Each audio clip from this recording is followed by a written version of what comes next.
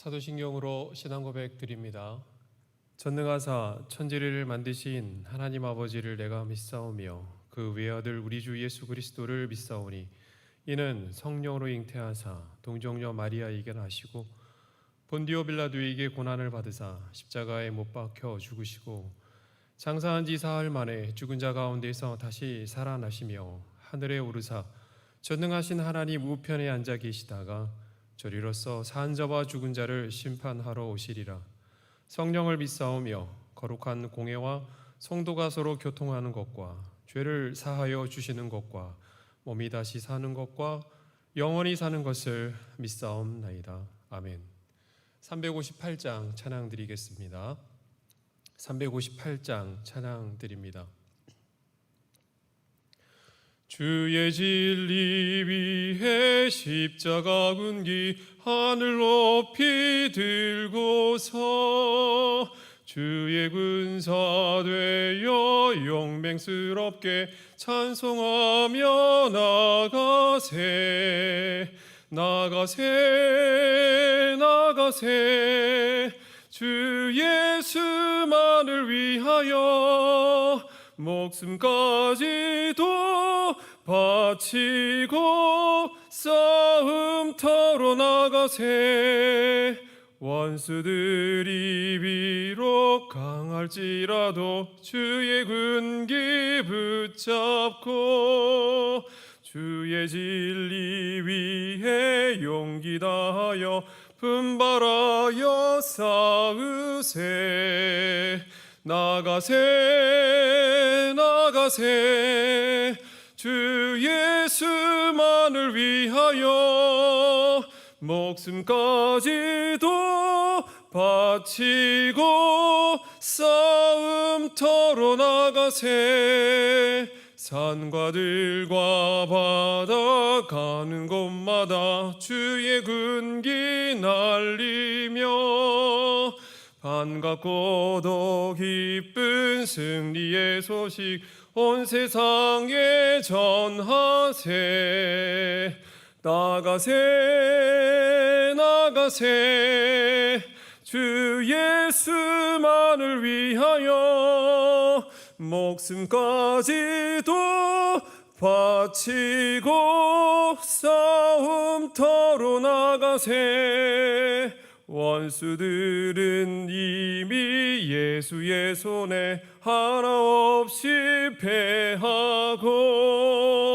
주의 군기만이 영광스럽게 온 누리에 날리네 나가세 나가세 주 예수만을 위하여 목숨까지도 바치고 싸움터로 나가세.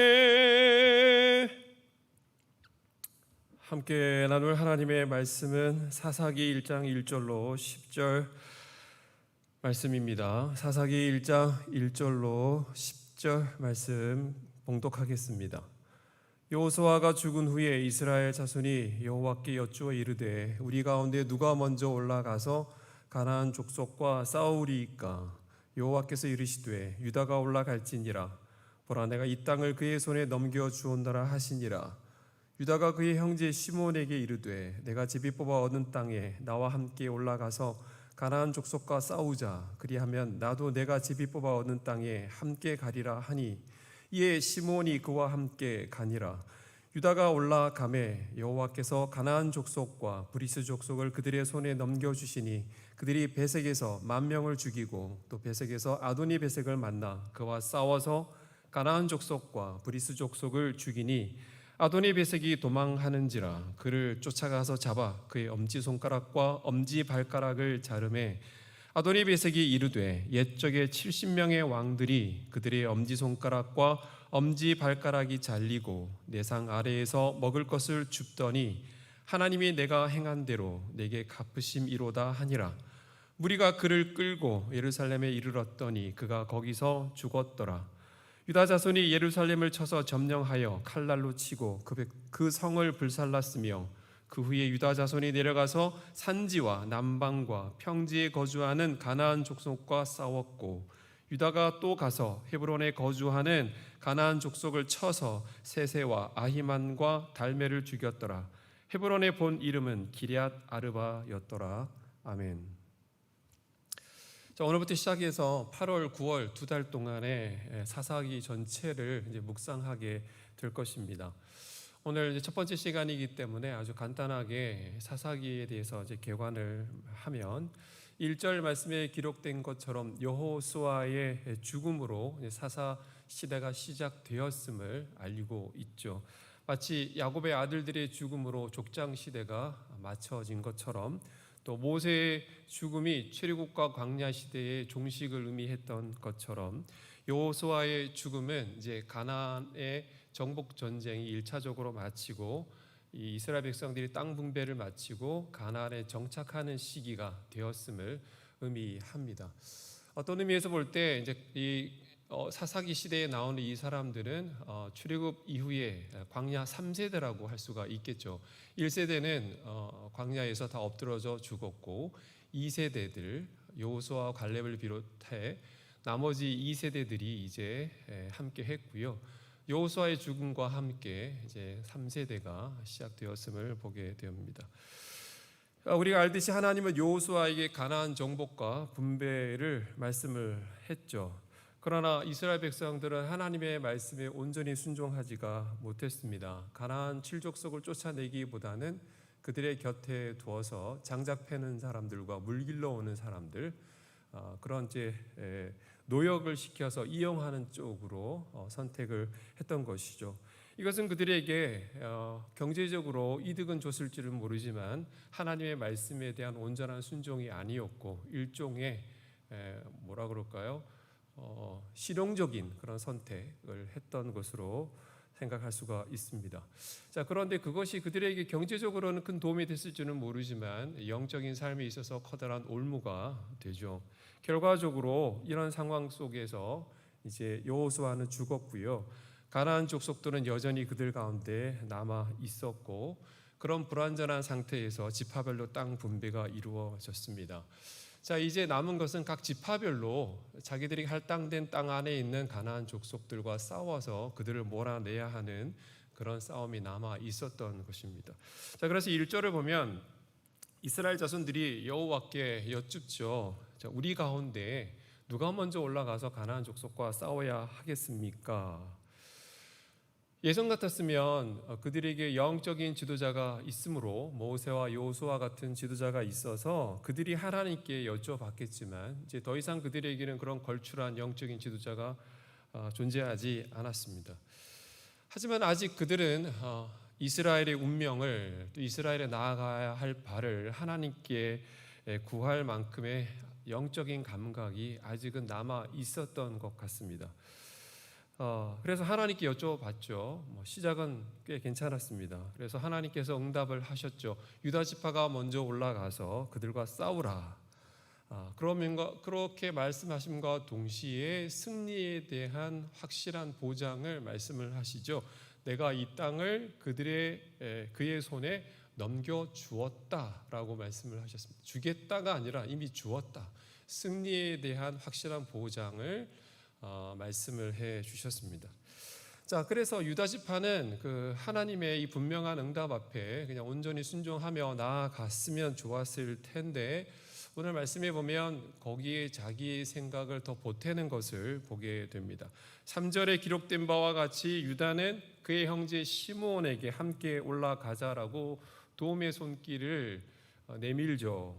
내가 나를 도우면 너도 정복전쟁을 할 때 내가 가서 도와주겠다라는 일종의 동맹을 제안을 합니다. 표면적으로 볼 때는 유다의 이런 행위가 아무런 문제가 없어 보이지만 사실은 그렇지 않습니다. 우리는 하나님께서 우리에게 무엇을 명령하실 때 거기에 뭘 더하거나 빼서는 안 되는 것입니다. 말씀 그대로만 해야 하는 것이죠. 아마도 유다는 하나님께서 이렇게 분명히 응답해 주셨죠. 유다가 올라가라. 그리고 내가 너에게 승리를 주겠다라는 확실한 약속을 주셨음에도 불구하고 혼자 올라가는 것에 대한 두려움을 갖고 있지 않았는가 생각이 되어져요. 그래서 그는 자기 형제 시몬에게 도움을 청해서 함께 가자고 했던 것이죠. 여러분도 아시는 바처럼 유다와 시몬은 둘 다 가까운 형제지간이었습니다. 야곱의 아내 중에 4명의 아내 중에 레아의 소생이었죠. 한 어머니에게서 한 배에서 태어난 아들들이었습니다. 그래서 이스라엘의 12지파가 있었지만 유다와 시므온은 한 배에서 태어난 소생이었기 때문에 각별히 더 가까운 사이였고요. 게다가 시므온 지파가 분배받은 땅은 유다 지파의 경내 안에 있었습니다. 여호수아 19장 9절 말씀을 우리 함께 읽어보도록 하겠습니다. 함께 읽습니다. 시몬 자손의 이 기업은 유다 자손의 기업 중에서 취하였으니 이는 유다 자손의 분깃이 자기들에게 너무 많으므로 시몬 자손이 자기의 기업을 그들의 기업 중에서 받음이었더라. 네. 인간적으로 볼 때 두 지파가 동맹을 취하는 것은 여러모로 별 문제가 없어 보였지만 하나님의 말씀에 온전한 순종이라는 측면에서 볼 때 그리 보기 좋은 모습은 아니었습니다. 자, 어쨌든 이 두 지파가 정복 전쟁에 나서는데요. 4절부터 7절까지의 말씀을 보면 전쟁에 나아가서 큰 승리를 거두죠. 가나안 족속과 브리스 족속과 싸워 승리를 거뒀습니다. 베색에서 10,000명을 죽였다라고 하는 것을 볼 때 큰 승리였습니다.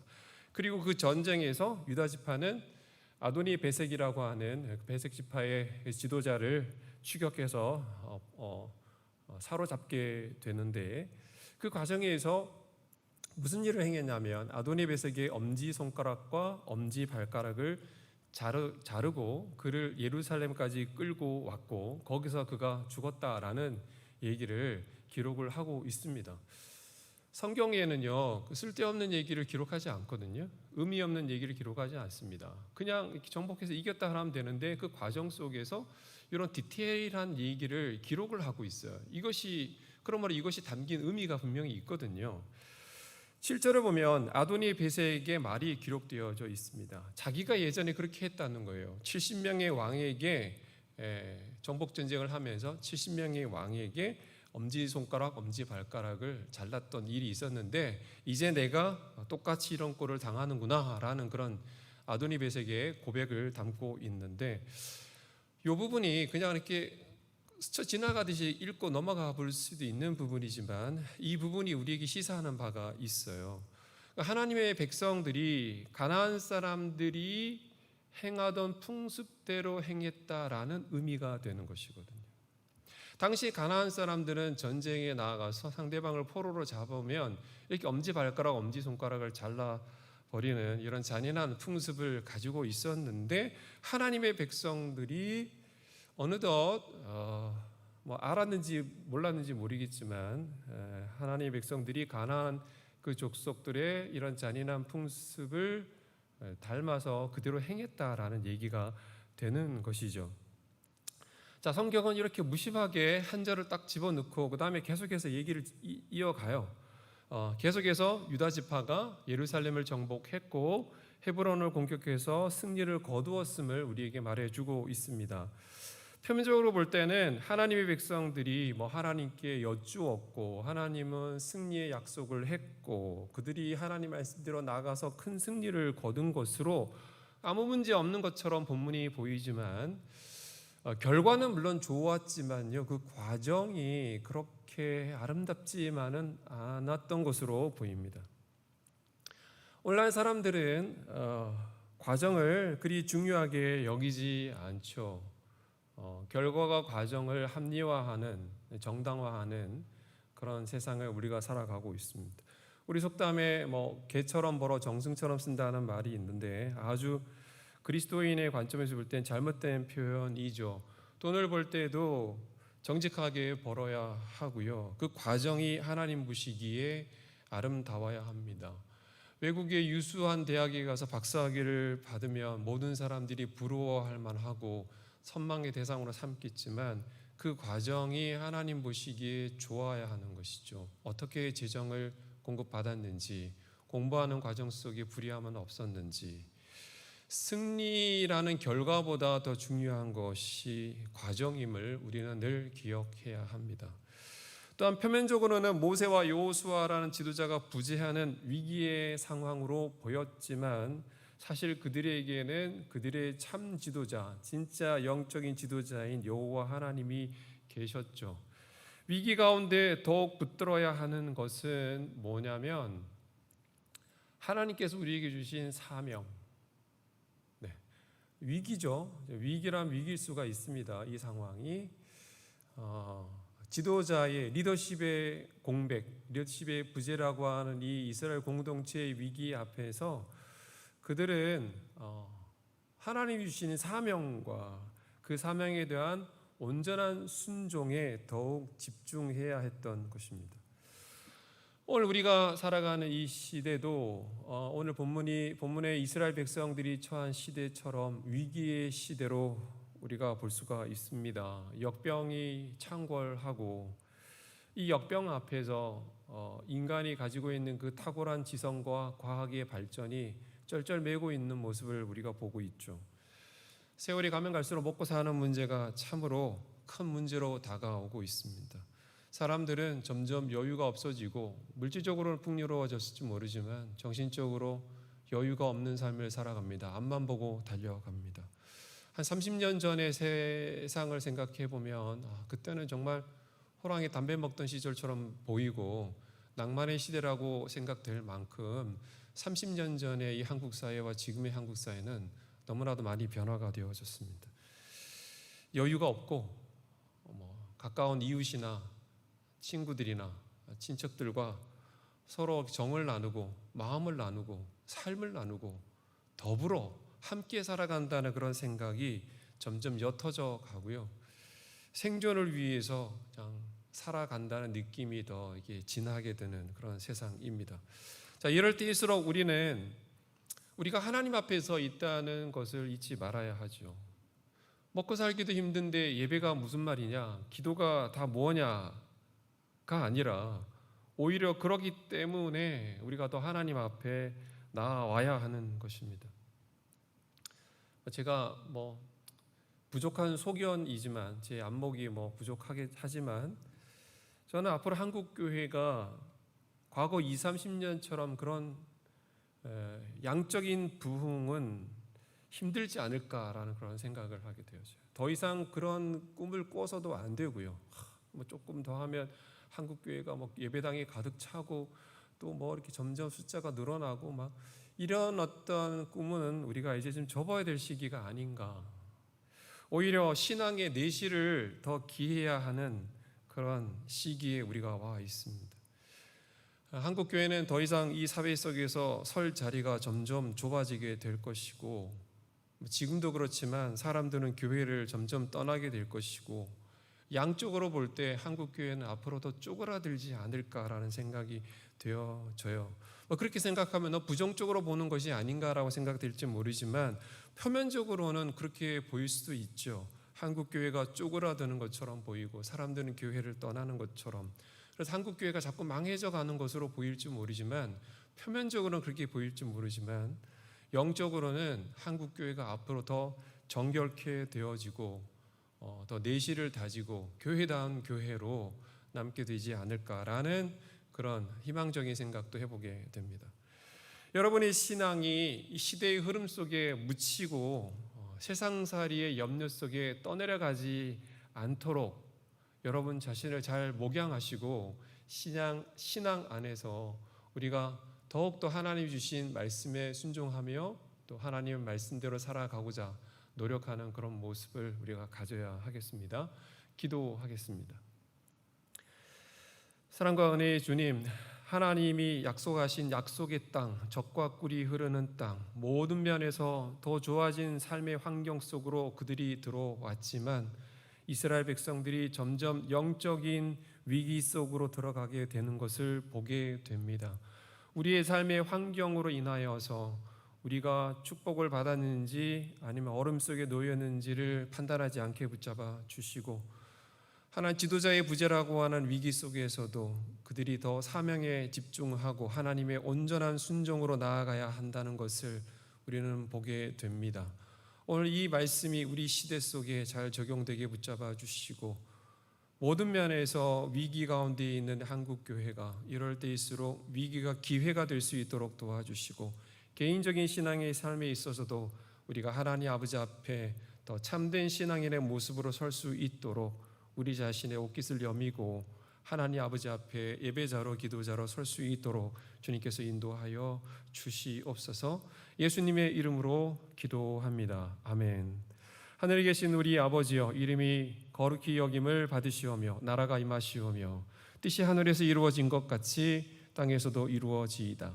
오늘 우리에게 일용할 양식을 주시옵고, 우리가 우리에게 죄 지은 자를 사하여 준 것 같이 우리 죄를 사하여 주시옵고, 우리를 시험에 들게 하지 마시옵고 다만 악에서 구하시옵소서. 나라와 권세와 영광이 아버지께 영원히 있사옵나이다. 아멘.